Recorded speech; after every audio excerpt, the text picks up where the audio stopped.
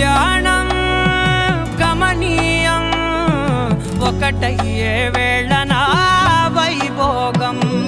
కళ్యాణం గమనీయం ఈ రెండు మనసులే రమణీయం. ముడే ముళ్ళట ముడి పడుతుంటే ముచ్చట నాలుగు దిక్కుల కంట చూడ ముచ్చటైన వేడుకంట. ఆ పంచభూతాల తోడుగా ప్రేమ పంచుకొనే పండగంట.